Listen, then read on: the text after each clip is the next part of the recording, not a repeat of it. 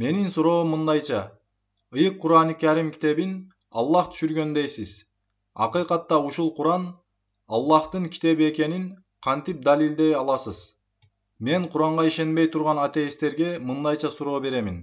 Элестетип көрүңүз, жаныңызда али жашооңузда көрбөгөн жаңы бир нерсе турган болсо, жана сизден муну алгачкы жолу ким жасаган? Жана бул жаңы нерсенин иштөө механизмин түшүндүрүп бере ала турган адам ким деп сурасам, сиз эмне деп жооп бересиз? Жаратуучу. Абдан жакшы. Кээ бирлер аны жаратуучу, кээ бирлер аны ойлоп табуучу, кээ бирлер болсо иштеп чыгаруучу жана башкалар деп аташат. Ошондой эле аларга дагы башка суроо берсеңиз, дүйнө кантип жаралган деп сурасаңыз, илим ээси болгон киши айтат. Алгач алам бир бүтүн болгон. Кийинчерээк болсо Big Bang, башкача айтканда чоң жарылуу окуясы болгон соң, галактикалар, ай, күн жана биз жашап турган планета пайда болгон. Муну биз качан билдик? 50-60 жыл мурда. Бирок бул жөнүндө маалымат 1400 жыл мурда Куранда келген Анбия сүрөсү 30-аятта айтылат. Чын эле капырлар асмандар менен жер бирге болгондугун, биз аларды бөлгөнүбүздү жана бардык жандууларды суудан жараткандыгыбызды көрүшпөйбү? Эми алар ыйман келтиришпейби? Ким бул чоң жарылууну 1400 жыл мурда Куранда зикир кылган? Кээ бирлер муну жөн гана кокустук деп айтуусу мүмкүн. Мейли, мен талашпайм жана аларга кийинки суроону беремин. Жер кандай формага ээ? Ал киши кийинки жоопту берет. Жер сферик, башкача айтканда шар формасына ээ. Мен болсо муну качан билдик деп сураймын. Ал айтат, муну 100 же 200 жыл мурда, тагыраагы 1577 жылда Фрэнсис Дрейк жерди сферик формасында экенин далилдеп берген дейт. Бирок бул да 1400 жыл мурда мына ушул Кур'ан-ы Кәримде келген Назият сүрөсү 30-аятында тигинден кийин анан жерди төшөдү. Бүгүнкү күндө бизге маалым, жердин формасы топтой тоголок эмес, тескерисинче кичине сүйрү формада. Дахаха калимасы төөкуш жумурткасы деген маанини дагы түшүндүрөт. Ким жерди сферик жумуртка сыяктуу формада экенин мындан 1400 жыл мурда Куранда зикир кылган. Кээ бирлер Мухаммад алейхиссалам өтө акылдуу киши болгон деп айтышат. Талашпаймын жана улантамын. Куранга ишенбей турган атеисттерге мындайча суроо беремин. Ай өзүнөн нур чыгарабы же нурду чагылтырып береби? Алар айтат, мурда ай өзүнөн нур чыгарат дейт элек. Кийин болсо 100 же 200 жыл мурда ай нур чыгарбастыгын, балким күндүн нурун чагылтырып кайтаруусун аныктадык деп айтышат. Бирок Кур'ан китебинде болсо, Фуркан сүрөсүнүн 61-аятында Мунир, башкача айтканда нурду чагылдыруучу ай кылган зат улук болду. Ким муну 1400 жыл мурда Куранда зикир кылган? Бизге мектеп сабактарынан маалым, жер жана ай өз ого айланасында эч жака тайбай айланат.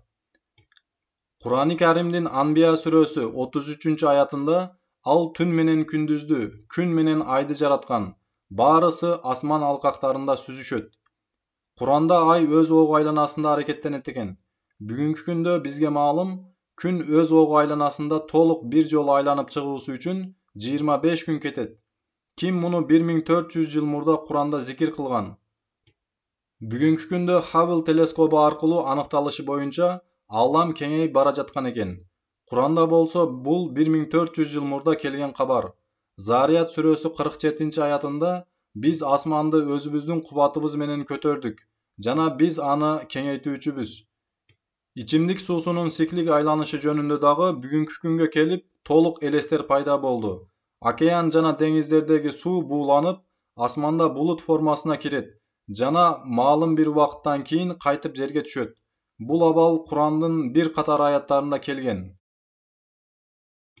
Зумар сүрөсү 21-аят, Муъминун сүрөсү 18-аят, Рум сүрөсү 24-аят, Хижр сүрөсү 22-аят, Нур сүрөсү 43-аят.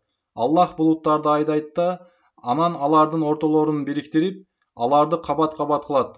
Ошондо булуттун араларынан жамгыр төгүлгөнүн көрөсүң.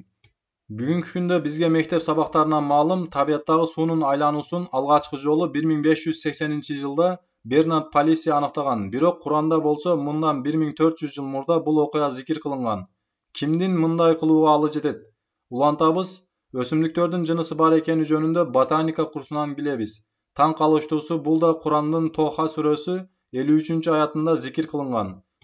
Ошондой эле Кустонун командасы аныкташынча, деңизде шор жана чучук суулар бири-бири менен аралашпай агат экен. Бирок бул да Ар-Рахман сүрөсү 19-20 аяттарында зикир кылынган. Бул дагы Фуркан сүрөсү 53-аятында дагы келтирилген. Куранда эмбриология жөнүндө, медицина жөнүндө, генетика жөнүндө бир катар аяттар болуп, баяныбыздын убагы буга азык кылат.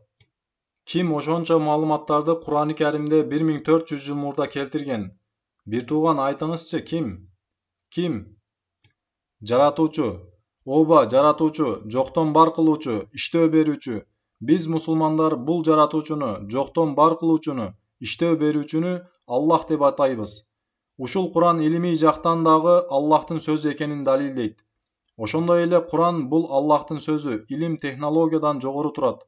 Мен далилдөөдө илим технологиядан жардам алган жокмун. Балким өзүмдүн этикатымды тууралыгын далилдөөдө силер туура деп билген нерседен пайдаландым.